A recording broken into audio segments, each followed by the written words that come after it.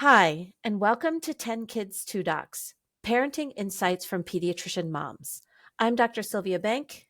And I'm Dr. Vivian Carlin. Welcome back. Welcome back. We are joined today by a special guest, Joe Dillon. He has a master's degree in finance and completed specialized training in negotiation and mediation. He founded Equitable Mediation Services to offer a more peaceful and dignified path towards divorce. He has a personal story of growing up as an adolescent through divorce, and that has really motivated him to help and serve families to negotiate divorce in a way that minimizes the stressful effects on children. So, welcome, Joe. And today is our second episode where we are interviewing Joe Dillon. In the first episode, we highlighted Joe's personal story, what it was like to be a child of divorce, what that felt like, what his experience was.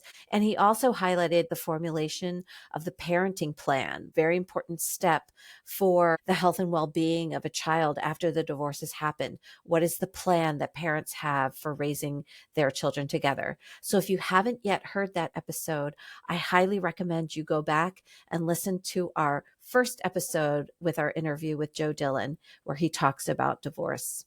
So today we're going to go deeper in what is it like practically to form a parenting plan? What tips can Joe give us from the vast experience of his career and having experienced it personally to offer to parents to help navigate a parenting plan in a way that is in the best interests of the child? Great. Let's jump in.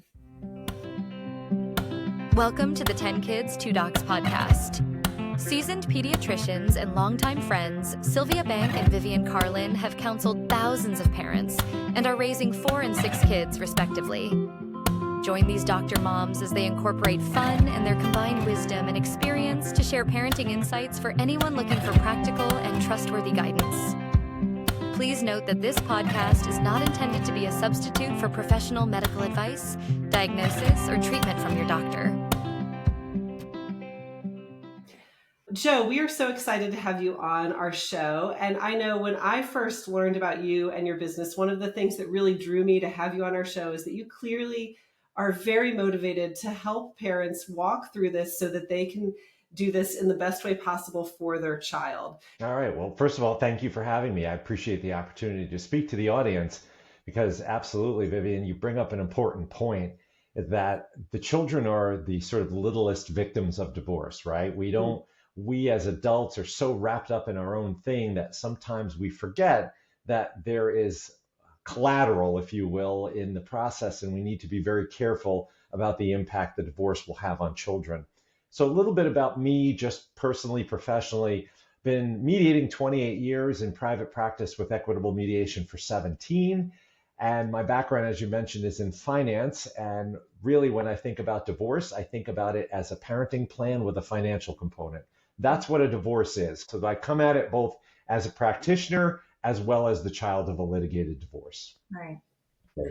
So I'd love to hear, as you go through your mediation process, the advice that you give that seems to enlighten your clients. Oh, I never thought about the parenting plan this way. So I want to hear some of your best ones.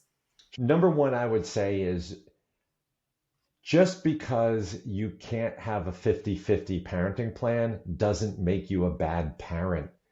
So many people already feel guilty about a divorce and what it's going to do to their children. And I'm glad they're thinking that way. When they can't have a 50-50 plan, they're heartbroken. And I explained to them, you're much better off having a parenting plan that you can actually execute rather than one that you put on paper and have to disappoint your children half the time. We have a lot of professionals we work with. We tend to work with, I think it's because of my background, we work with a lot of high net worth folks, a lot of business owners, finance guy over here, right? So they see that, they say, hey, well, these are gentlemen and even women. I have a lot of high powered women as well who aren't working Monday through Friday, 9 to 5, and they're home at 5:15. Their jobs are demanding. They commute into cities. They can't pick the kids up from daycare at 4 o'clock. They just can't. And that's okay. Releasing them from that guilt, number one thing I say to parents, doesn't make you a bad parent. We'll do makeup time. You'll go on great vacations. You can have a lot of weekend time. You can coach soccer. You can do whatever. So that's one tip that I would say to folks. If you're contemplating divorce, go for the parenting plan that's in the best interest of your kids, not the one that you want or because of your guilt you want, one that's going to have them actively parented. And if that means you can only see them every other weekend sleeping over your place, so be it. Make sure that you call them every day or you take them out for pizza or ice cream or do whatever you have to do while during the week, right? So that's one. And I think also what I'm hearing you say in that is that it's better for the child if you have a parenting plan that is most often acted as stated, so that again, you have that in this world that is like changing for the child, you have something consistent that they can depend on, that they have this sense of control of this is what is happening on this day. And of course, there's exceptions when things have to fluctuate, but that the norm isn't that it's fluctuating. Absolutely. Yep, 100%. Another thing I would say is that both of you are unique individuals, and with that, bring unique perspectives on things. You may parent children far differently, and that may have been a source of contention. However, in a divorce, that can be a source of strength. One example comes to mind is this was I often, and there are sometimes you wonder how couples get together because they are so markedly different. And this was a client couple a long time ago, but the client couple, the wife was a personal trainer and yoga teacher and a vegetarian. And the gentleman was a 2-pack-a-day smoker, probably ate more, beef and chips and things that would be healthy for any human. And when we were doing the parenting plan, the wife was very concerned about how the kids were going to eat at the husband's house. I said, well, I don't know if I can legislate legally that he buys whole wheat, organic, sprouted alfalfa bread. I just don't know if that's, and by the way, how are you policing that, right? Are you going to watch every time, right? So I said, look, recognize that kids are going to have snacks and they're going to do this and they're going to do that. And we were actually able, of course, I think what wound up happening in that situation, in this case, it was the husband was really just, I think, so tired of being, I would say, lectured about his lifestyle choices and this and that he finally in the divorce recognized that, oh, I'm going to have the freedom to do this. Maybe I will quit smoking. He was probably just smoking to upset the ex-wife, right? Or maybe I will start eating healthier. And that's those kinds of things. So to the parents, I say, look, you're not going to be able to monitor your kids' behavior and the parent. You're just going to have to entrust that they have your children's best interest in mind and that they're going to do what's right by them. And for example, not smoke 2 packs of cigarettes on the couch while they're next to them playing, Xbox, right? So, yeah. No, that's a really good point. I'd say the third wisdom nugget I would give you, and this is a big one, and it's blasphemous to say, especially in the middle of a divorce process, but you will meet someone else. There will most likely be a new romantic partner in your future. And we need to talk about that now. And it's okay. And it's not a reflection that you're a terrible person because you want to meet someone else. We're normal humans. We love companionship. We don't want to be alone. We're not meant to be alone, I don't think. But I want you to be sure that you do not make your children the police or the cops in this situation. I have a lot of parents who they say, well, no sleepovers in the house when the kids are over by you, or until you've been dating them for a year. You can't introduce the kids to your new partner until you're married. Okay, how's that going to work? That's not going to work. And now I bring to them, I say, listen, think this through. You're asking your 7-year-old to keep a secret. Good luck, first of all. Good luck on that. Yeah. And second of all, now you're putting them in this untenable position because they're like, well, I'm supposed to tell, because mommy said, don't tell daddy. I had a friend over and I'm supposed to tell daddy. Now what do I do? And the kid's going to just blow up and blurt it out. And then now chaos, right? So in mediation, we say, look, we need you to trust yourselves as individuals that you're not going to bring somebody around who doesn't have your kid's best interest in mind. We'll give you the opportunity to meet this person, but you can't control who the other person is going to go out with and date. And that's really important too. And that is a real hard one for people to really internalize at the time of a divorce mediation, that their ex-spouse will be meeting someone new and their kids may have a step parent. And that's that's a hard pill to swallow, but one that's very important to talk about up front. No, I love how your mediation addresses these future hurdles that don't even exist yet, but, very well may. And let's just talk about how we'll work that out too, right? Yeah, exactly. Terrible to think that way, but things happen. Life goes on, right? You don't want to sound flip about someone's divorce by all means, but you will get divorced. You will be living as separate entities. You will meet other people. You will have financial needs. You will have sickness. You will have health. And we need to talk about what's going to happen in all of these circumstances. And that is a unique part of our process. People are often, they're very loath, and I'm sure you see this as doctors. I know sometimes I'm afraid to be honest with my doctor because I don't want him to say, well, you can't keep this up, kid, because, you're not a kid anymore and you can't, eat like that or do whatever, right? You got to watch your cholesterol. But these are the things that I bring up that are uncomfortable, and that's part of my job. And that's unique, I think, to our process. We, in fact, have a name for it. We call it change of circumstance scenario planning. And it's a big mouthful, and it's something I made up. But I tell people, look, your circumstances will change. We need to plan for it because guess what? If we don't talk about it now, what's your alternative? You go to court. You need to go to court and modify your divorce decree. Do you really want to? You mediated. Why do you want to go to court? Let's talk about it now. And when you bring it to people in that perspective, they really do say, okay, this is awkward, but let's get through it, and we will. And that's part of it too, is resolving those issues now. Change of circumstance scenario planning. I love that. Actually, I have these moments in my parenting with my 6 children where I'm like, wow, everybody's in a good place right now. When is that going to change? And I'm going to phrase that in my mind as like, okay, change of circumstance scenario planning. I'm going to enjoy it right now. Everything's settled, but it always changes.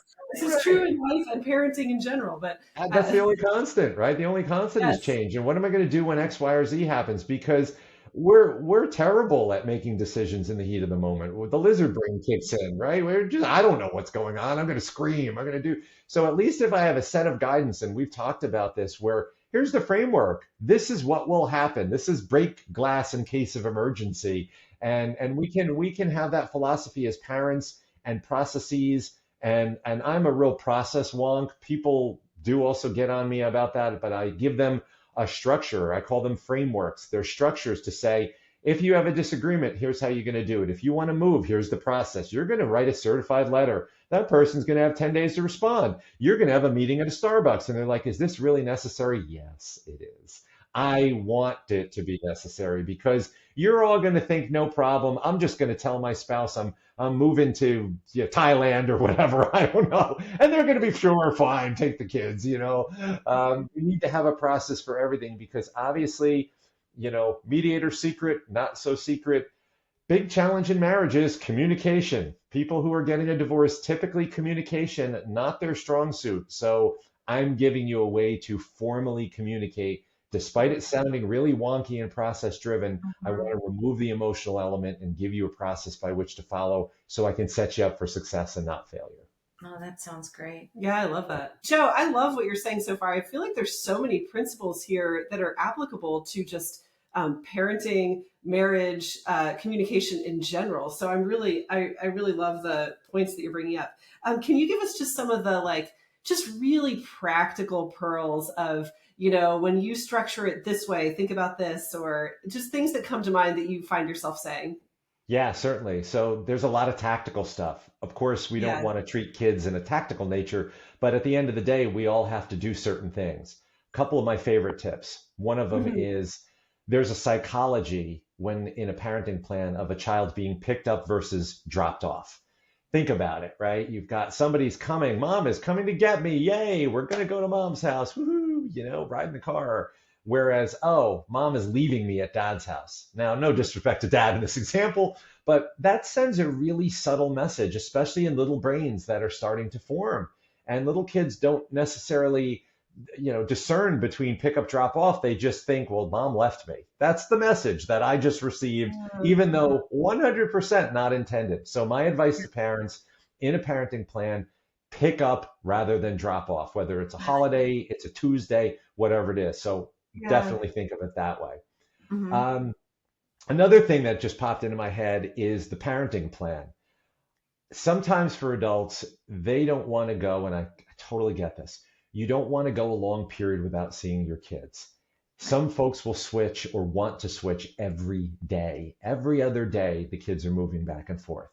And I ask them, if you're a child and you're trying to figure out where's my backpack, where's my soccer ball, where is my Nintendo, your little brain is not capable of processing that. You just don't know which end is up. You don't have any sense of home, no comfort, no home base, no center. And in this scary world where mom and dad aren't together anymore, you really need that. So while I understand it's going to break your heart to not tuck them in every night, you're going from full-time to part-time parent in at least in terms of bedtimes and brushing teeth, you've got to be thinking about having some time for those kids to be able to settle in. Now, along those lines, here's another important thing I think for listeners to understand. As kids get older, they're more autonomous, want to be more independent, and they can go longer periods of time without seeing the other parent. So, for example, little kids, when I say like 3 to 5, little, you're going to want to have a parenting plan that doesn't go any more than 2 or 3 days without them seeing you. And even if you've got, we call it like a 2-3-2, right? If you've got the parent that has 3 days, make sure on that middle day, the other one comes over and says hello or reads a book. Right? The little kids want to make sure I liken it to, and you'll totally laugh at this. Think about the game Peekaboo, right? Mm-hmm. You cover your face for 2 seconds and a kid melts down because where did you go? Oh my goodness. And as an adult, okay, that's pretty funny, right? But think about little kids, like now mom and dad, mom's gone for a day or two. Where did they go? Panic, right? Oh my goodness. And then as they get older, now you can get into more what we call 5-5-2-2, where you've got more extended periods of time. Teenagers, 1 week on, 1 week off works great. Because quite frankly, you're not seeing them either at that point. They're in their room or they're with their friends. And so you can give them that autonomy and that stability, and you're not bothering them by having them switch. So that really works. So we see the evolution as younger kids, more frequent parenting time. Then we can evolve to 1 on off or 2 weeks on, 2 weeks off. Those things work really well as the kids age and evolve. So keep that in mind when you're thinking parenting plans. Frequency of contact, putting those kids' needs first, right? Not switching all the time, and recognizing the age of the kids, because that's also very important. A 7 and 7 is not going to work for a 1-year-old. That's just not a great idea, right? I'm not a mental health professional, but even I know that that's not a great idea. So that's a great tip. Yeah. One other thing that actually comes to mind, if I can throw in a bonus, is residential proximity. So favorite phrase of mine, folks think that they're going to have, let's say, for example, this 2-3-2 parenting plan. And as I mentioned, I live here in California, and in California, it takes you an hour to go 5 miles. It's all the stories are true. People drive everywhere. There's no public transit for a state that's supposed to be eco-friendly. God help you if you want to take a train or a bus or like a subway. God help you. And so, but everybody drives. And even if it's so innocuous where you're like, well, I live, 20 miles away. Well, that's probably 2 hours at rush hour, truly 2 hours. And if you're going to have a plan where you're switching every other day or every 2 days, you want to put your kid in the car for 2 hours and then you're driving there 2 hours, you've got to be thinking of residential proximity in terms of your plan.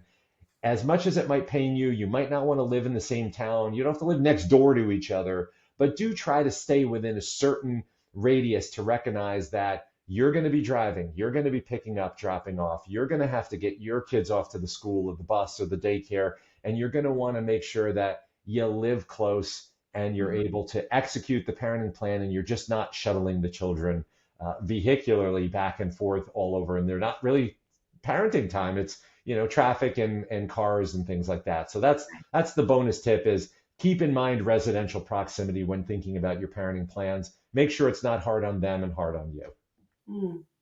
Do you have any books or resources you recommend to parents that are looking for advice on how they explain divorce to their children? Yeah, the Sesame Street guide is fantastic.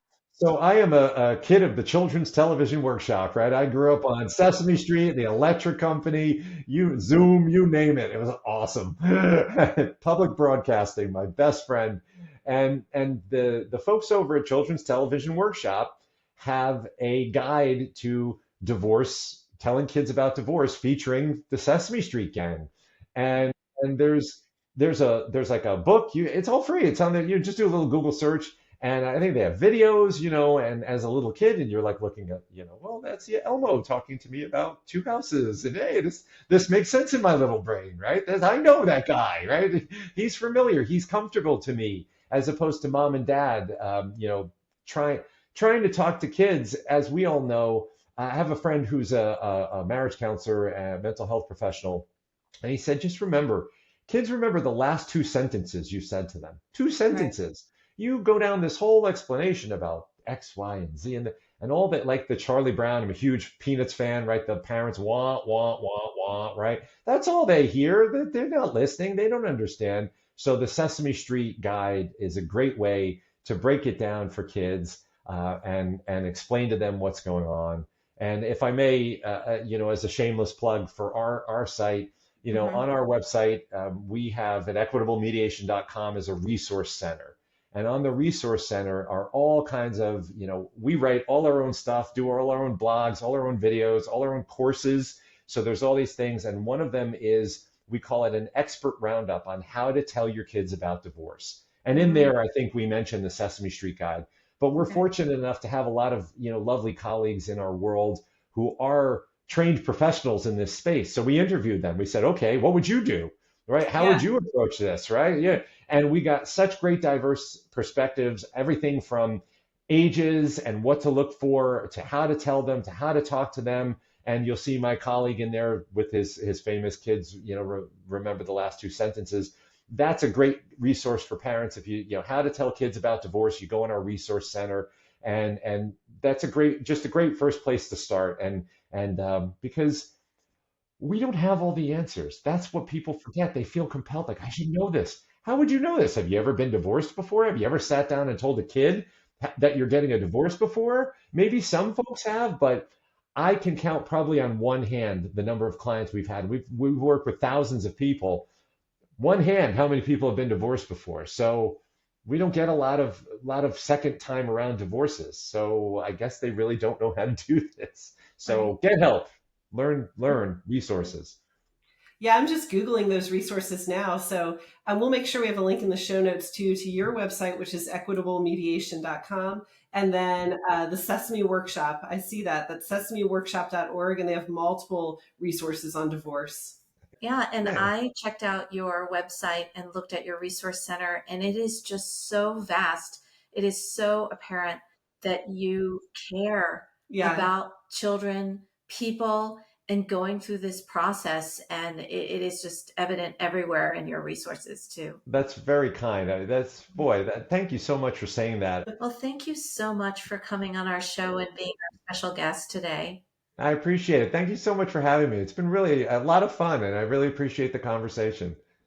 And I'll point parents to a healthychildren.org handout entitled Childhood Adversity, Buffering Stress and Building Resilience, which again reviews what is an adverse childhood event, or ACEs, and ways that parents can help children navigate that stress. I hope that these two episodes were just one more piece to that, of offering parents guidance and hope and help in navigating their children through these stressful life events. This is 10 Kids, 2 Docs. I'm Dr. Sylvia Bank. And I'm Dr. Vivian Carlin. And I'm Joe Dillon. We'll see you next time. See you next time. Thank you for listening to 10 Kids, 2 Docs, hosted and created by Sylvia Bank and Vivian Carlin. If you enjoyed this episode, please subscribe and recommend our podcast to other listeners. Visit our website at 10kids2docs.com, where you can find links to social media and leave comments or suggestions. Back next week with more topics in parenting.